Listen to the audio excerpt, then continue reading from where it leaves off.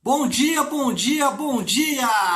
Graça e paz do Senhor Jesus seja com todos nós. Uma ótima sexta-feira para todos. Hoje é dia 10 de setembro de 2021. Seja muito bem-vindo ao nosso devocional de hoje. O nosso devocional de hoje vai ser muito interessante. Nós vamos falar sobre tomadas de decisão, né? Isso é o que nós vamos abordar no nosso devocional de hoje. Eu quero te convidar a prestar bastante atenção, porque, de fato, esse é um assunto importante, um assunto instigante que sempre nós estamos abordando no nosso dia a dia. Bom, tenho falado com alguma frequência que o Evangelho ele oferece resposta para as grandes questões do homem.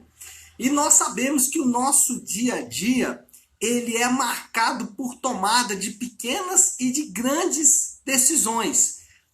Pode ser pequenos atos que aparentemente parecem inúteis, né? Como, por exemplo, ler a Bíblia ou não ler a Bíblia, por exemplo, orar ou não orar. Estou falando aqui de algumas pequenas decisões que nós vamos ter que tomar no nosso dia a dia. Mas também a nossa vida é marcada por tomada de grandes decisões. O importante é lembrarmos que essas decisões elas são diretamente impactadas por filtros invisíveis.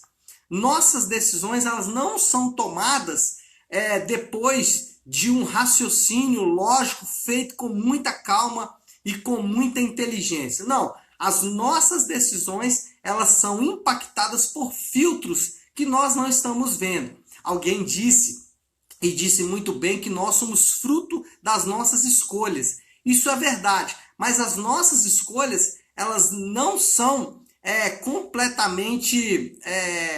elas não são tomadas sem algum tipo de ajuda, sem algum tipo de matriz. As nossas decisões são tomadas a partir de algumas matrizes. Na verdade, nós tomamos decisões baseadas em ídolos, aqueles deuses que nós adoramos. Um exemplo que eu sempre dou é o exemplo do jovem rico. Por que o jovem rico, que aparentemente era alguém inteligente, que aparentemente era alguém capacitado, tomou a decisão de não servir a Jesus, mesmo fazendo ali um raciocínio lógico e bem racional, ele não conseguiu tomar aquela decisão, porque o ídolo dele, que foi confrontado por Jesus quando Jesus disse, venda tudo que você tem, dá aos pobres e me segue, quando Jesus fala isso, Jesus toca no ídolo que aquele homem tinha, que era o dinheiro. Como ele não estava disposto a abrir mão daquele ídolo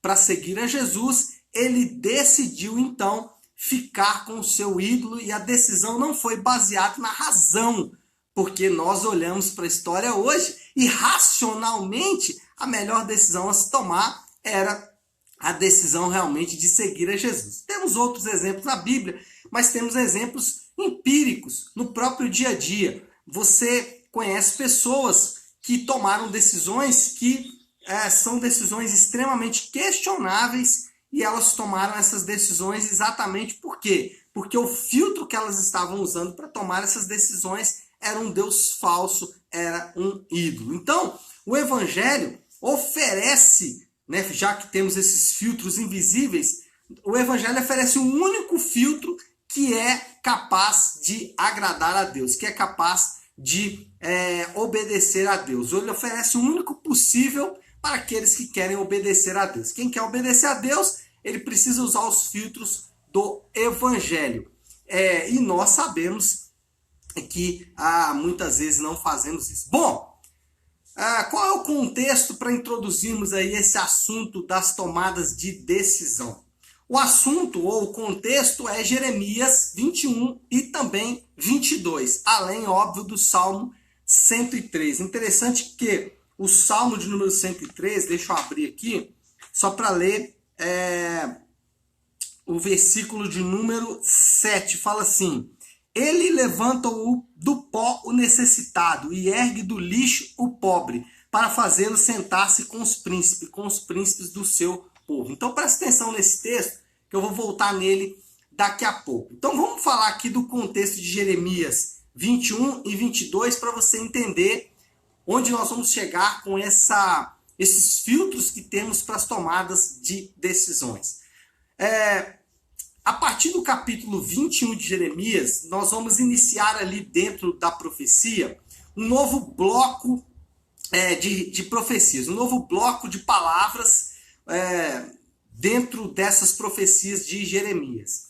Jeremias até agora seguiu basicamente uma ordem cronológica, porém a partir de agora Jeremias vai tratar basicamente sobre assuntos. Então ele deixa a questão cronológica e agora ele vai tratar blocos de assuntos, sentenças, né, já que ele é um profeta, sentenças direcionadas a grupos específicos. Ele vai direcionar as suas sentenças para determinados grupos de pessoas. E o primeiro destes grupos são os reis. Jeremias, no capítulo 21, ele vai sentenciar o rei Zedequias, e no capítulo 22, o rei Jeoaquim. São dois reis diferentes, parentes, claro, né, como todo rei de Judá era, mas que não tinham muita relação um com o outro. E por que Jeremias vai sentenciar esses reis? Porque os reis que deveriam exercer justiça e promover a paz eram os primeiros a desobedecer à lei de Deus. Aqueles que deveriam ser os primeiros a ser o arauto da verdade, ser o baluarte da justiça, eles eram os primeiros a deixar essa justiça e faziam isso por um motivo muito simples, por dinheiro. Eles eram reis corruptos, eles corrompiam as suas tomadas de decisões, era assim que eles então acabavam fazendo, eles tomavam as suas decisões baseados em corrupção, baseado em filtros de idolatria, e é exatamente isso que Jeremias está condenando aqui. Então Jeremias vai trazer sentenças muito severas para estes homens, para estes reis. Bom, o que nós aprendemos com as sentenças de Deus contra os reis? Primeiro, nós aprendemos ou percebemos o perigo de rejeitar a lei de Deus. O primeiro filtro que devemos usar, já que as nossas tomadas de decisões, desde as pequenas decisões até as grandes decisões, elas são baseadas em filtros invisíveis, são baseados em ídolos que nós adoramos. O primeiro desses filtros que nos impedem ou que nos ajudam a tomar decisões baseadas no Evangelho é exatamente a lei de Deus. Então preste atenção, a lei de Deus ela sempre vai rivalizar com as leis do mundo.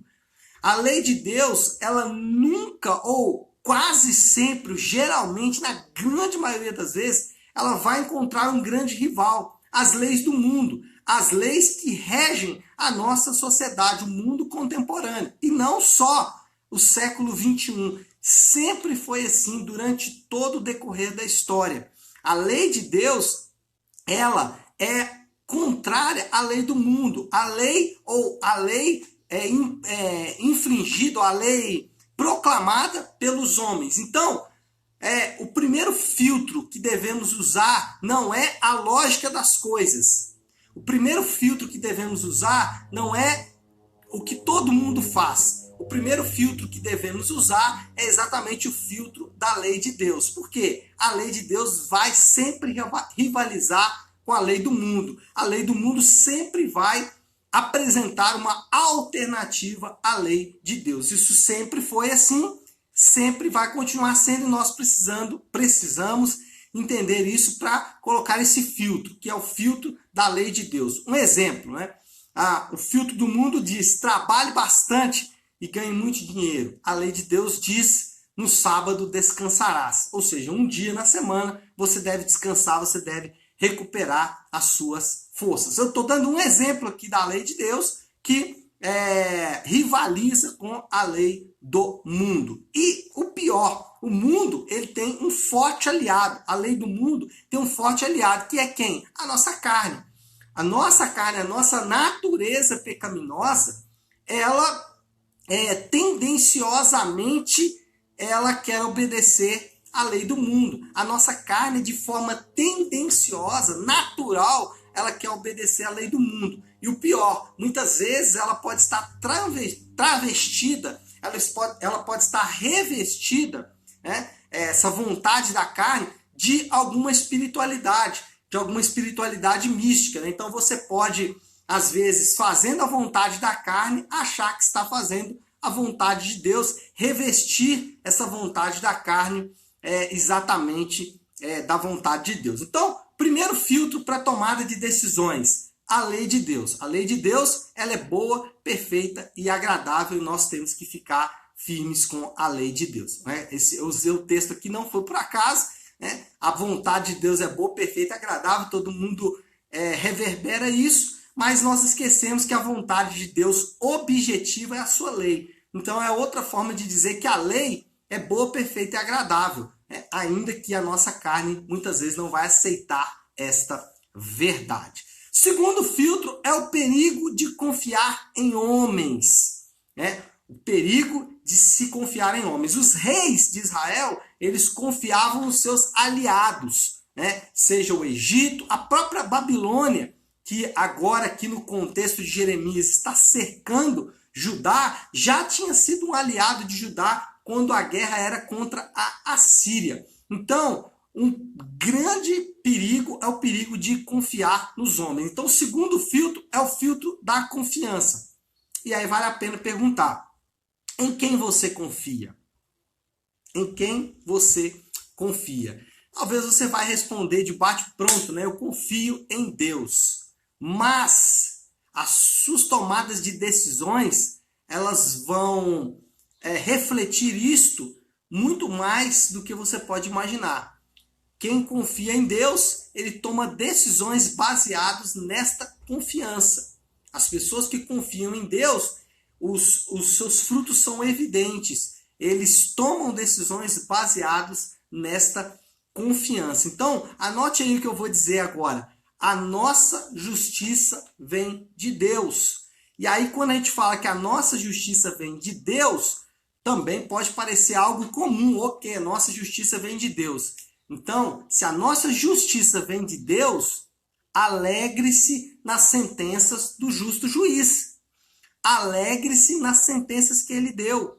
Alegre-se na palavra dele. Alegre-se naquilo que ele deixou como ordenança para mim e para você. Então, quando ele diz, não matarás, não roubarás, para citar aqui alguns dos textos dos 10 mandamentos, alegre-se nessas verdades. Não permita, já que você confia em Deus, que as sentenças ou que a lei de Deus ou que aquilo que Deus falou, né, desse justo juiz, não impactem a sua vida. Então, você confia em Deus? Confie que as suas sentenças são fiéis, que as suas sentenças elas são maravilhosas e elas alimentam a sua alma. Em terceiro lugar, o que nós aprendemos aqui com as sentenças de Deus contra os reis. Jesus, ele é o rei perfeito. Quando olhamos para esses reis, nós muitas vezes nos decepcionamos. Os reis mundanos, os reis humanos, eles vão certamente nos decepcionar de uma forma ou de outra. Então, o terceiro filtro para tomada de decisões é a promessa. Então, primeiro filtro é a lei de Deus. Segundo filtro é a confiança em Deus.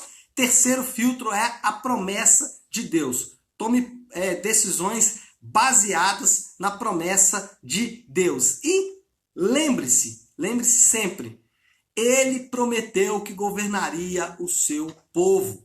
O próprio Senhor Jesus prometeu que governaria o seu povo. Portanto, ele é o guia do seu povo, ele é o guia perfeito do seu povo. O povo de Deus pode olhar para Jesus e ver em Jesus um modelo a seguir.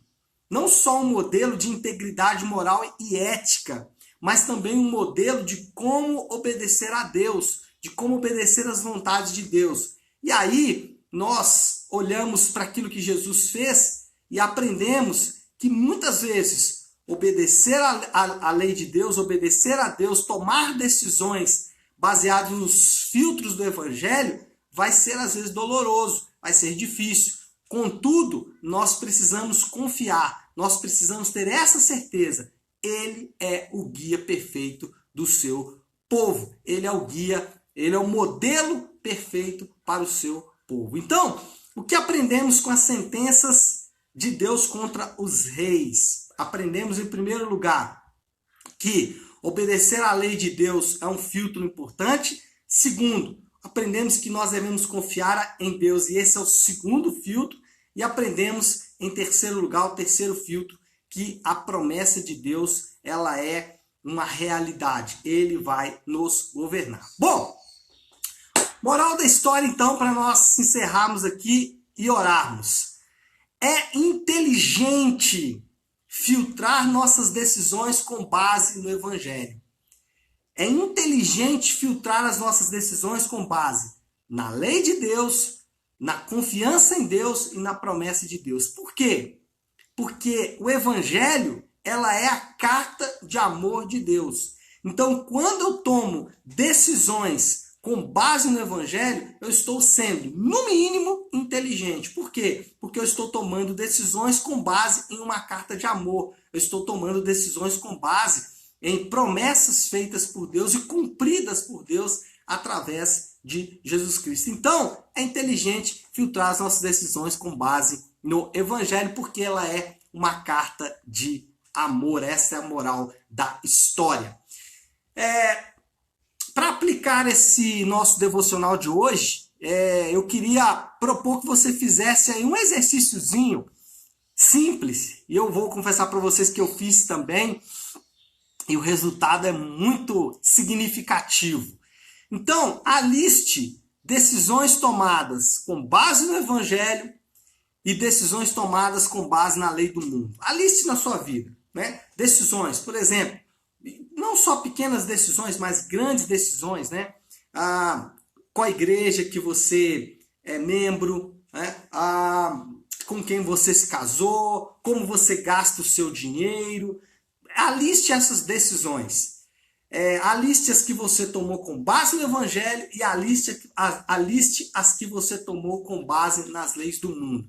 Depois que você alistar as duas, analise os resultados. Você vai perceber que a longo prazo as decisões tomadas com base no Evangelho trazem muito mais satisfação, trazem saciedade, trazem alegria. Às vezes a curto prazo, num primeiro momento, pode até parecer que é legal. E você vai perceber isso. Faça essa lista de decisões tomadas com base no Evangelho e decisões tomadas com base no mundo. E você vai perceber que, naturalmente, as decisões tomadas com base no mundo, elas são, normalmente, cobram um preço muito alto em um futuro muito breve. Bom, chegou a hora de orarmos, né?